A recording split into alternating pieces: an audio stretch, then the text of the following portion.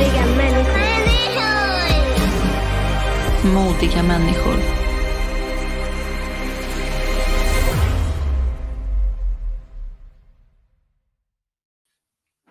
Hello and welcome to Modiga Människor, or in English, Brave People, episode 188, and my name is Zoia Zakariasdotter. With me I have Nate Lewis, who works for OUR, Operation Underground Railroad, and they rescue children from sex trafficking and sexual exploitation. Sex trafficking is a 99 billion industry, and it's larger than the cocaine market in the world. So that's why we so badly need to talk about this. We can't ignore that this exists, even though most people avoid the subject. And with that, I say welcome to you, Nate. Well, thank you. Good to see you again. Yeah, fantastic. Yeah, and you had a safe flight home. Yes, yes. Yeah. It's a long flight home, but it was good. Oh, this subject, it's not a very it's actually quite terrible to talk about this. But you work for this organization, OUR, and can you tell us about this organization?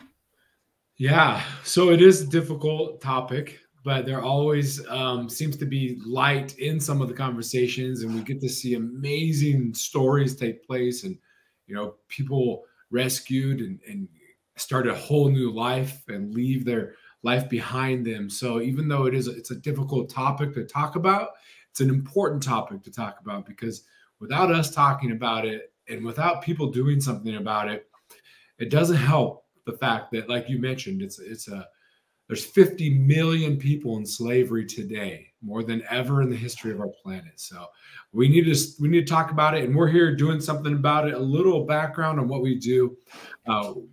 We have an operations department and we have an aftercare department, and we're global. We're in about 39 countries. We work in all 50 states in the United States, but we equip and train law enforcement on how to build these cases and how to fight this crime online. Outside the United States, we also are used in an undercover capacity to go in and set up operations and sting operations and arrest predators and traffickers and rescue. Mostly children is what we focus on, but we do rescue adults as well. And then they go right into the healing journey.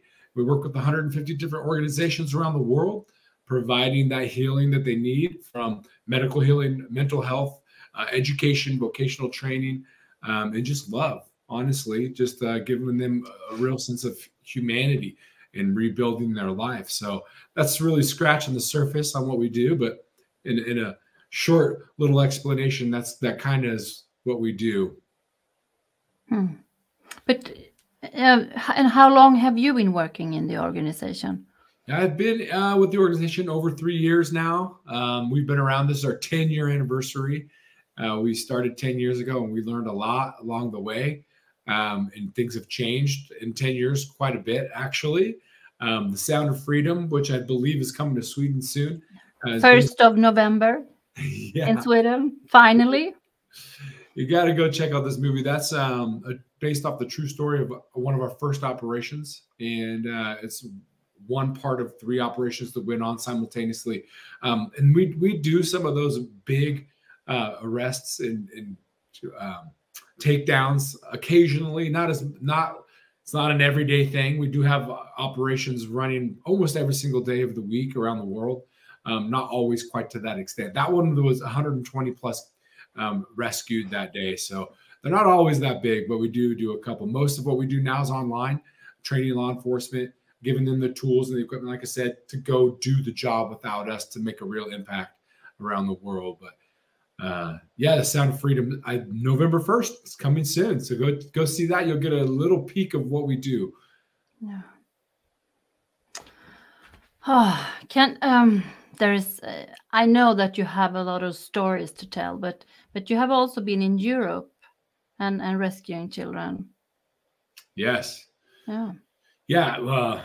Yeah, we're in several countries in Europe, actually. I can't even name them all, but just recently, if you look on our social media, you'll be able to see, and that's OUR Rescue. You'll see some of the great work and the awards that we've been given by the National Police of Spain. We work a lot in Greece. We're starting to work in a lot of different countries. I can't talk about all of them, unfortunately, here, but I would say we're close to a dozen or more European countries that we're working in. Yeah, I've been doing some homework before this interview, and you can really see that the statistics are different around the world, and Norway, Sweden, and some of these countries. It really sticks out that in the child sex trafficking industry, it kind of peaks with young boys. In this part of the world. Oh, is that right? Yeah, I didn't know that. according to the statistic, it's almost. I mean, it's over 41%, and that really is. It's not how it looks in the rest of the world. Yeah, well, there is it's a pretty high percentage. I don't know the exact. I could guess that I would say like 26% of the cases that we see around the world are boys. It's not always girls. So yeah, I mean that's a little bit higher than what I thought, but it's not that far off because people think that it just happens to young girls, where it actually is not just happening to young girls. We've seen a lot of boys in different regions and different areas for different reasons too. Yeah, in Africa, it's babies, a lot of babies, and Yeah. I know it's pretty common in the rest of the world, but it really sticks out in some regions. Yeah, we do. There's some interesting things that we found with babies, from witch doctors sacrificing children to organ harvesting. There's so much. And with boys, when you talk about the number of boys, and not just specifically sex trafficking, but when you talk about slavery in general, young boys, the labor side is really where you see a lot of the boys trapped in slavery, because they're just able to work hard and long hours. So a lot of the areas of the world, they're having boys do most of the physical labor, and so we see a lot of that for sure. Yeah. So and the numbers are so high for this working as slaves, really. Yeah. Yeah, there's 50 million people in slavery today, and it's 12.3 million of those are children around the world. And the statistics are 41% are trafficked by their own guardian or provider. So that's another staggering number that I don't think people understand is, the parents are in desperate situations, and they do crazy things that you would never fathom doing, whether it's forced begging or selling the virginity of their daughter. It's pretty crazy what goes on out there in the world. And the numbers also got higher during those last 3 years with the situation with the COVID in the world. Yeah, well, you're just seeing more people online. When everybody went online, wherever the kids are, the predators are going to be. They're not going to be on playgrounds, because playgrounds aren't where kids hang out anymore. It seems like they're on apps, phones, internet, technology, and that's where these guys are hanging out, and these women are hanging out. They're on the same apps, they're on the same websites, they're on the same gaming platforms. And people have really a hard time to take in that it's so big, and it is at this moment as we speak. I mean, children are exploited, but they are being used in this now, and people, I mean, most people seems to avoid this topic. Yeah. Well, it's a difficult topic, you know. People would probably think we're crazy. Our mission statement has the word child and sex in it, you know, like those don't really combine. Usually those are words you use together, you know. But it's understandable when you think about the risk is very low. You know, the average police department, at least in the United States, has about 5 drug task force officers to 1, you know, internet crimes against children is what we call it, officers. So the risk is pretty low. And then think about the profitability. You mentioned cocaine earlier. You know, if you're going to invest in cocaine and make a profit, you have to reinvest. After that's gone, you continue to reinvest. Whereas if you're selling children, or anyone for sex, you invest one time, and then it's 100% return on profits. So it's very lucrative and it's very low risk. So it is the fastest growing criminal enterprise in the world because the criminals are seeing this, and there's a demand for it, unfortunately. I mean, it really gives me the chills to talk about this because it's so hard to talk about this.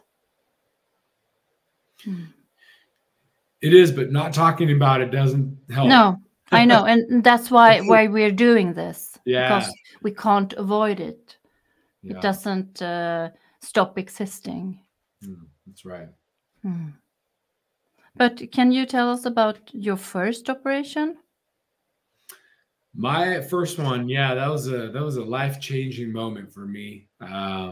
I'd gone on a couple. We were in Northern Africa, actually. It was we had been visiting some survivors, some aftercare homes that we work with, and just before we had actually went overseas, we got some reports of a witch doctor, and we'd known we hunt these witch doctors. We'd been doing it for a while, but some pretty severe reports of what they had done to some siblings that did not survive. So we were going to try to hunt this guy down, and then people who were paying these witch doctors to do this stuff as well. But I remember this one Sunday. It was actually Sunday, and we went to this little church where there's this. We were meeting this little boy that we were helping. He was abducted with his brother. Were sent to the market, and when they took him, they removed his hand and his genitals, and they split him open on the back of his head and the neck, and they left him for dead. And some other children found him, luckily. And so we were there to look at how we can bring in doctors to provide, you know, a new hand, a prosthetic hand, and some other things. And I remember meeting him for the first time. He still wasn't talking, and it had been a while since this happened. But he just, you know, the trauma, he wasn't talking much. And you may have heard this story, but others haven't. But I remember we were taking these leaves, and I have a picture of these leaves, and we were tearing holes in them and using them as masks, you know, kind of like a Batman mask or something.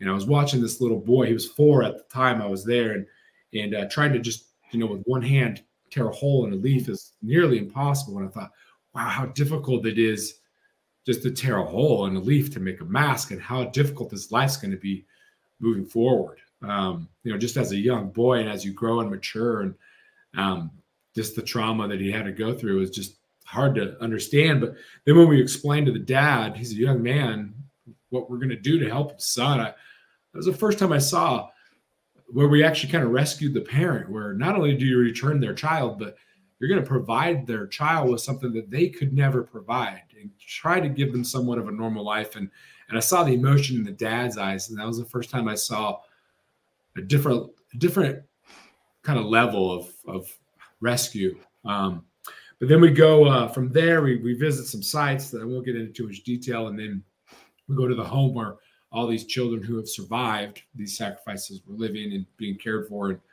And without going on too long, you know, they, you know, I was a little nervous going in there, but it was soon, they brought the child out inside of me. You know, they're dancing, and we're giving piggyback rides and playing drums and doing all sorts of things. And then I was invited into a separate room, like, oh, there's this really amazing girl. Her name's Hope, and you got to meet her. And I went in there, and trigger warning, I'm going to get a little graphic. I'll try to keep it as clean as possible, but it is the reality of what occurred. She was kidnapped at 18 months old She was a year and a half, and they tortured her, they mutilated her. And for over a year, nearly 2 years, they drained her blood for some sort of sacrifice and good luck. But the lack of oxygen to her brain caused what we call cerebral palsy. So she was mentally disabled, and now she's also physically disabled. And as she's grown, her body is not grown like a normal child, so she's not even able to sit up. So she's laying there, but her smile is just unbelievable. I mean, it's truly remarkable. Even just sitting there, if you put your hand on her face or her head, like her, she can't do a whole lot, but her looking up and the smile is just so amazing. I still don't even know how or what, but it's like her gift that she gives people is this smile. But it really instilled in me inspiration. I was so inspired to continue to do this the rest of my life and really just fight for those children that are out there that still have innocence, and they don't lose their innocence from these insane monsters and predators that are out there. And an update on Hope, where she is now, is we're fighting to raise money for her because she needs medical treatment. We're bringing her to the United States by the end of this year, and it's very costly, even with the doctors and the nurses and the post-surgery team donating most of their expertise. There's still like transport and medical costs and stuff that are going to be extremely expensive, but we're fighting for her, that she pulls through and continues to provide hope and inspiration to so many people, because she really truly is such an inspiration. Just to have so much joy from all she's been through is truly, I think, a miracle, and reminder for me that how, I'm pretty blessed and pretty lucky to have the life that I have, and my children and many people that I know, and all of us at OUR, to be able to fight for these children like Hope. Yeah, we already talked about this, but I mean, after things like this, you actually go home. You go home to your own children with all this.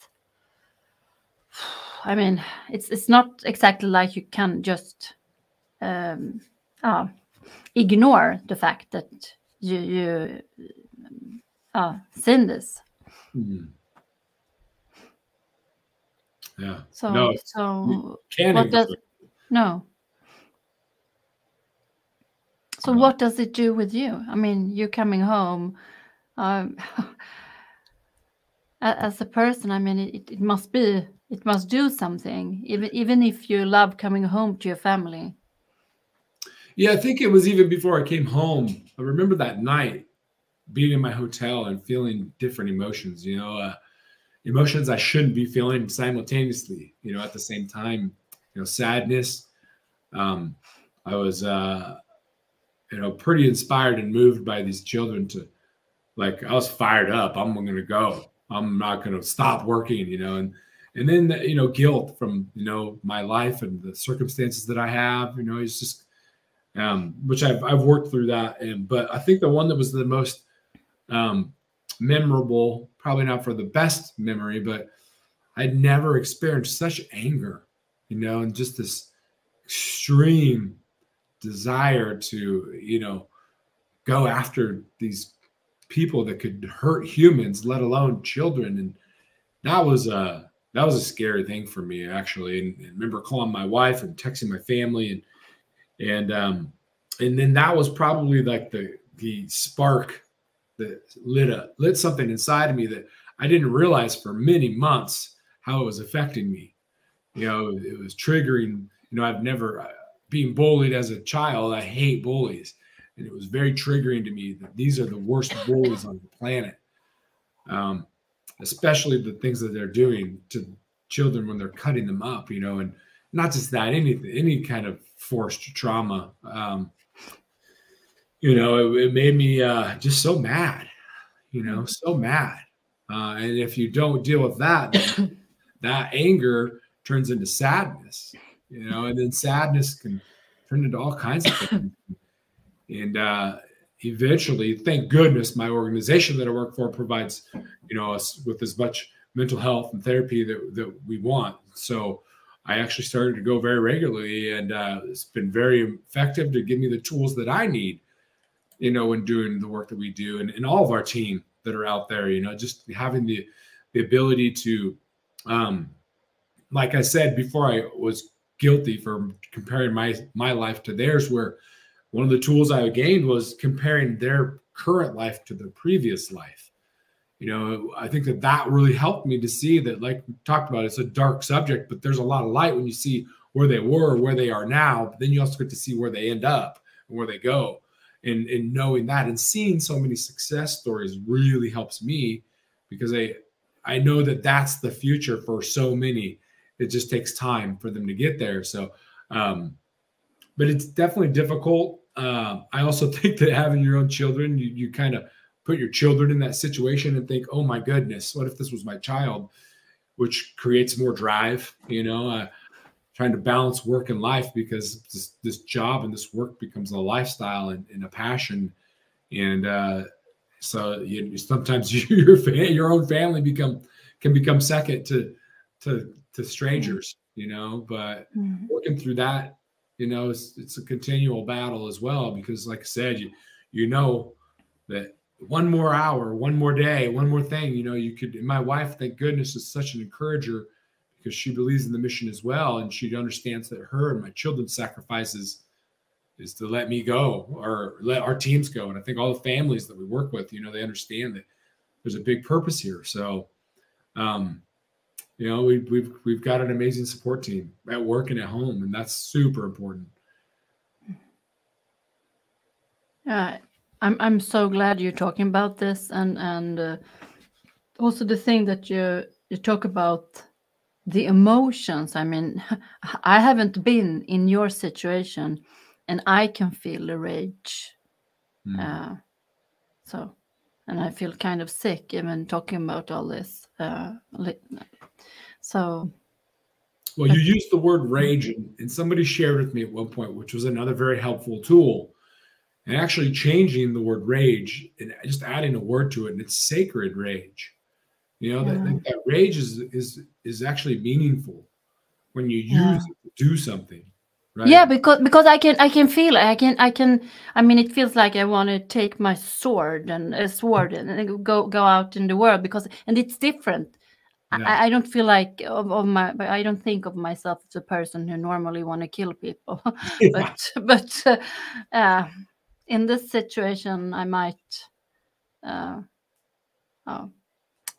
would change my mind, but and it's a different kind of energy and rage. It is. It's sacred. It's what drives everyone that I work with. You know, that's you know why we're here. Yeah. So, tell us. I mean, you've been all over the world. Did you go? Now you didn't go to Haiti because you weren't in the organization then yet. But no, I did not. And quite honestly, right now, I probably don't think I would go there. It's pretty severe situations currently there right now. One of the most dangerous places probably in the world right now.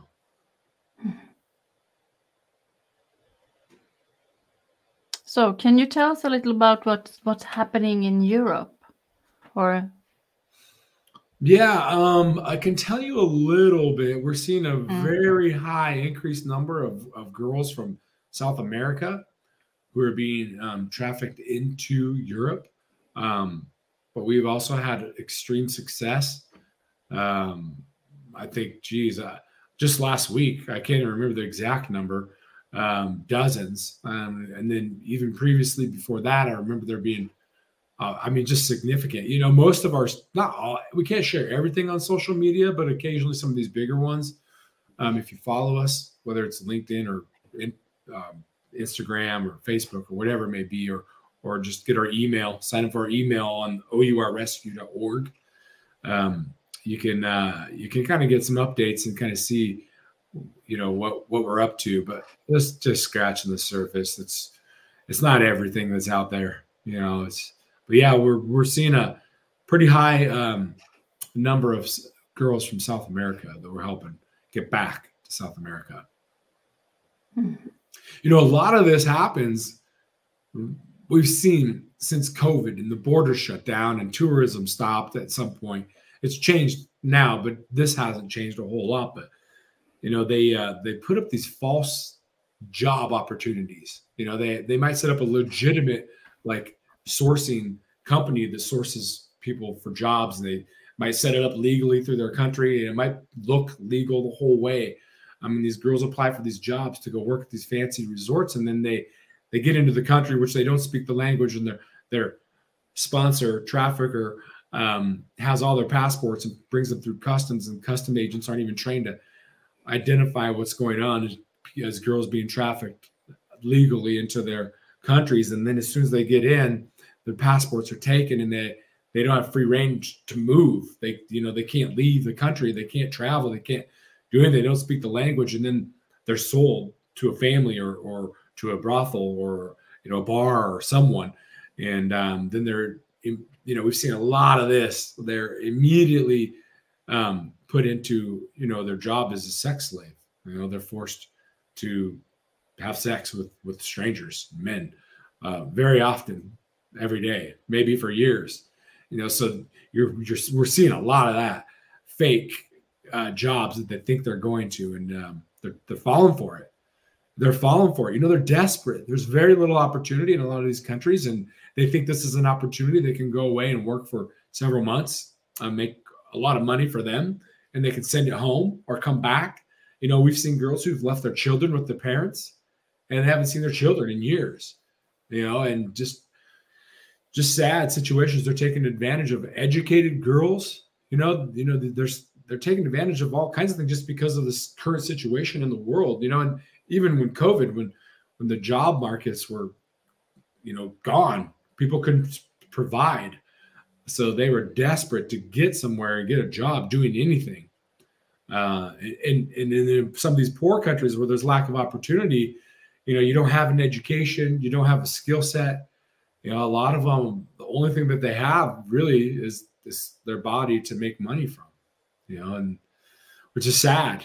That's why it's so important in our aftercare to provide opportunity, vocational training, education, and get them on a fast track to if they want to be an entrepreneur or a hairdresser or whatever they want to do. How do you get them what they need to be successful? Because if they don't have that, it's most likely they're going to end up right back where they were. And you can't rescue them for a night or a weekend. It's a long term, and we're committed to life. We're a lifelong commitment to the survivors. However long they want us, they can leave and come back for their entire life. We will be there to support them.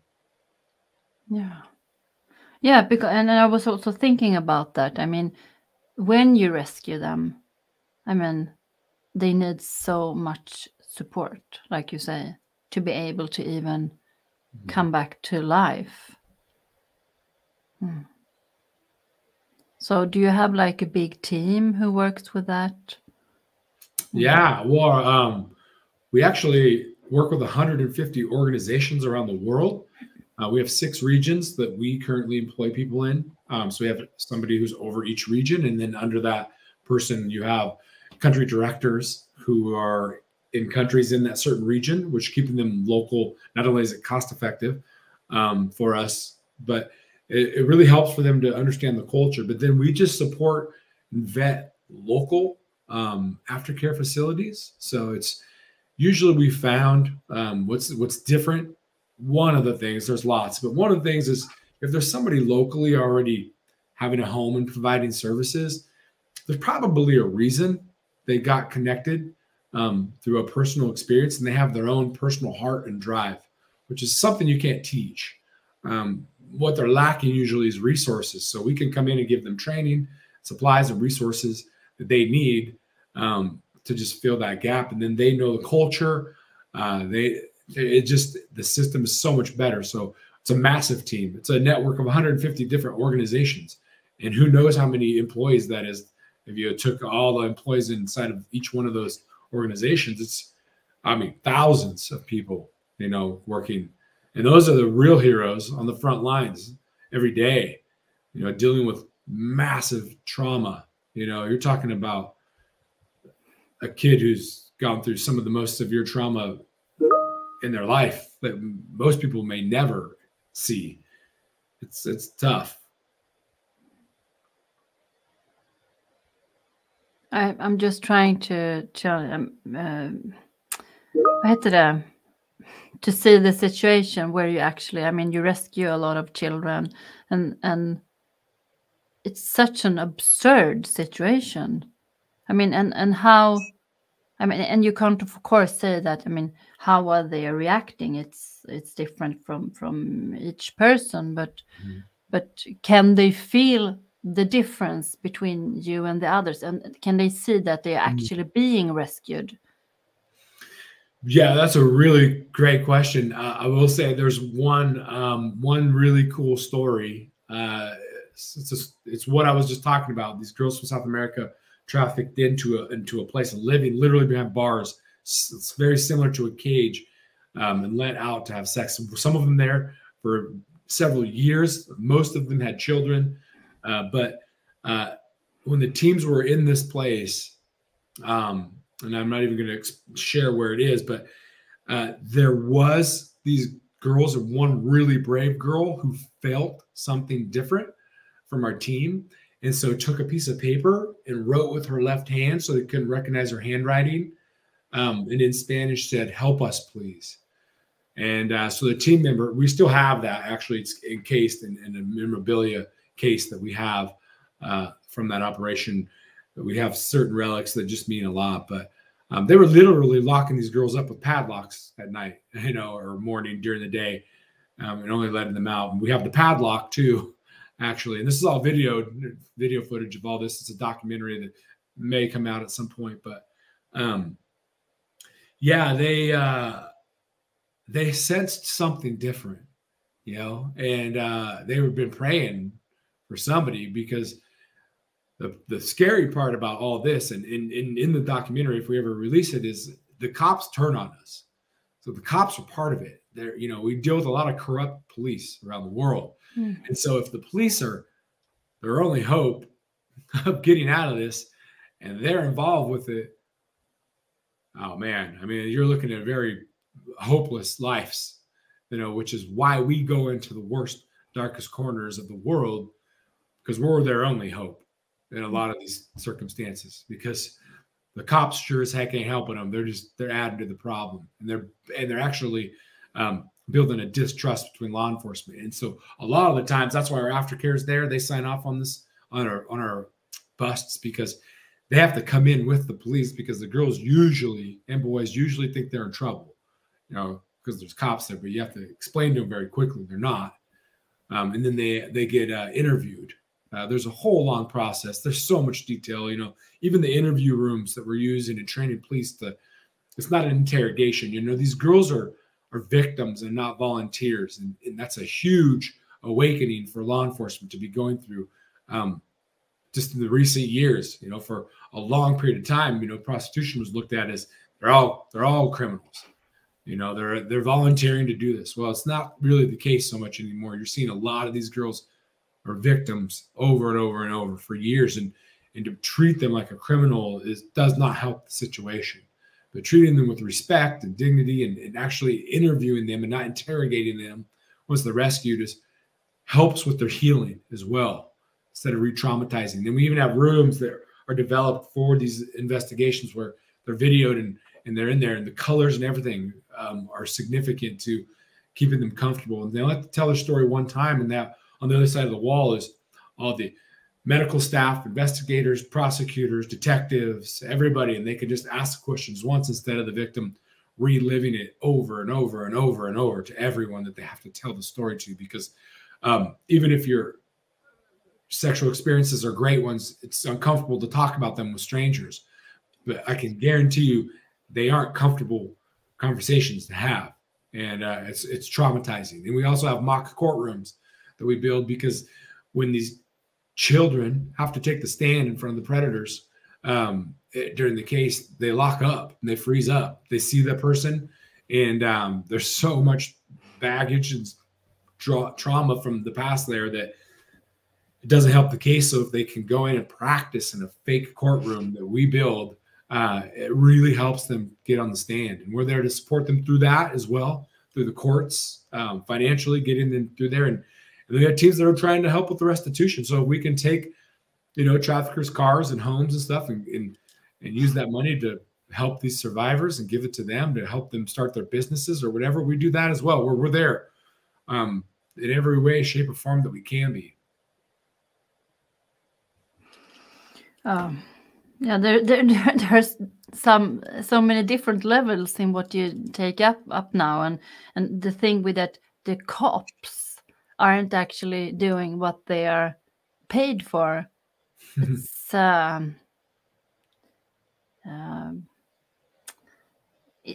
not actually new for me, but it's really hard to take in anyway, because they are paid to support people and help people, and instead some of the cops are actually involved, as you say, and in Sweden also, if you are sexually abused and goes to the cops, you have this like you said, I mean, they interview you, and I've been reading so many of this, and most of the cops, they are not very well skilled at doing this. So it's like another trauma. So I feel sick when I read this, because I can clearly see that the cops aren't doing a very good job. And then, I mean, the next thing, I mean, in Sweden at least, it's if it ever goes to court, I mean, the chance getting arrested and put in jail is like zero. Well, that's why one, it's so important, the work that we do to train law enforcement to build the cases that will hold up in court, and then give them the tools to extract evidence from phones and computers and take the stand, be certified to do that work, and then use that evidence to lock them up for a long time. And the more evidence we can find on them, the longer their sentencing is. And we also get into their phones and stuff, and you find more predators, but in their network, you also find more victims. So there's a lot of leads in there as well.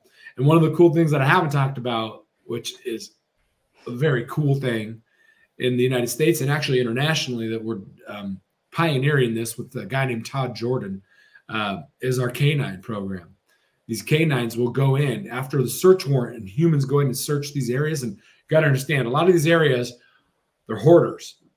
These places are gross and full of stuff and junk and garbage, and in a trailer sometimes, and they're just stacked with stuff, and it can be very difficult to find this stuff, and they hide it because they understand, having a child, we don't call it pornography because it's not something that they have agreed to, these children. It's called child sexual abuse material, or what I like to call child sexual assault material, because they're assaulting a child sexually.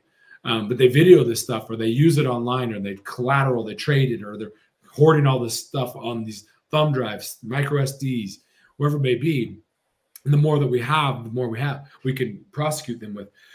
But when a team goes in and does a search, 75% of the time they miss some of the stuff. So we have canines that are trained to find it. So 75% of the time, they go in and find it when the humans missed it, which is so critically important. These canines are just so valuable. It's like a drug sniffing dog or a bomb sniffing dog, but they smell out a component on all electronics have in common. And so they find this stuff everywhere, and they are amazing. These dogs and these handlers too, they're just amazing and doing some work that is super valuable to law enforcement. I mean, it's fantastic that they actually can do that. And I mean, the work you do, Nate, it is fantastic that you do this, and that you actually I don't know what to say, really. I mean, the most people probably wouldn't be able to handle what you do. Yeah, we're all called, we feel, to be here, and it takes a person who selfless, you know, want to do something to better humanity in the world and protect our children. You know, I think most people are driven because they have children, or maybe they were abused as a child, or whatever it may be, and so they, you know, there's a drive. You know, I call it a fire. You know, I told you that first mission I went on was like a spark, and that lit a fire, and it just keeps growing. And the more stories I hear, the more experience I have. It's like pouring gas on it. It just grows more. The more you see, the more you know. You mentioned earlier you can't ignore it. Well, that's a definite. Not only can you not ignore it, but what more can you do about it is really when the more you know is the more you want to do something about it.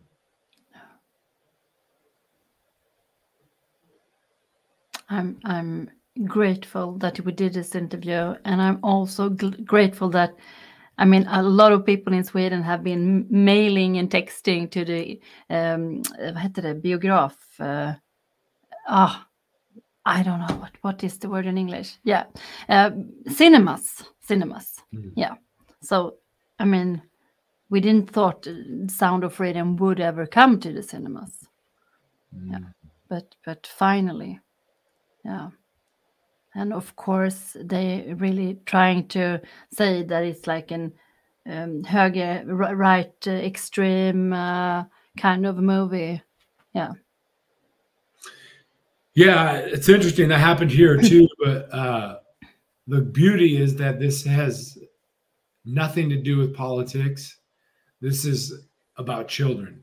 And if you can't separate that from this, then it tells me what side you're on, and you're probably involved in it, to be honest with you. Because if you're not for protecting children, you're probably for abusing children. And quite honestly, you can say whatever you want about the movie and say whatever you want. I know the truth. And there's millions of children out there who know the truth too. And they don't care about your politics. They just want help. And if you can't look past all that and just look at the facts are out there. It's not just me sharing them. They're all over. You know, I mean, even look at the UN has a huge documentation that they publish every other year on trafficking. It's very hard to get a number, but I mean, it's happening. And people are starting to wake up. And that's the amazing thing. And this movie has woken up countries, organizations, political leaders, not only in the United States, but all over the world. Presidents are starting to change laws and how they fight and asking for help. And that's the whole point of all this. You know, is that you have to have a group of people who get loud enough, be the voice for these kids who are voiceless, that say enough is enough.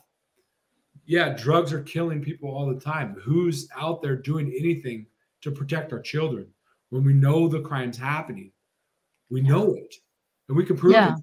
Yeah, and the statistics are I mean, it makes me speechless. Like, it's so high. It's so high. So we can't ignore it.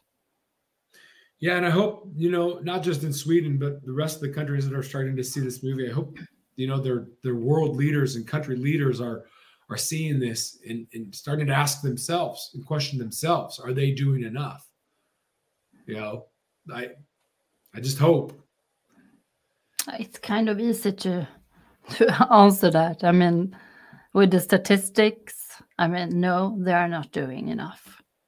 But I feel so grateful. I mean, for the work you do and your partners in this organization. Well, we're honored to do it. So.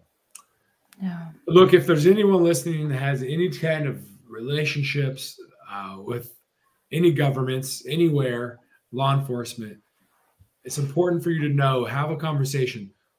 We only provide resources for free, no cost, training and equipment to fight and equip law enforcement to fight it in your communities. That's it. It's too good to be true. Yes, it's too good and it's true.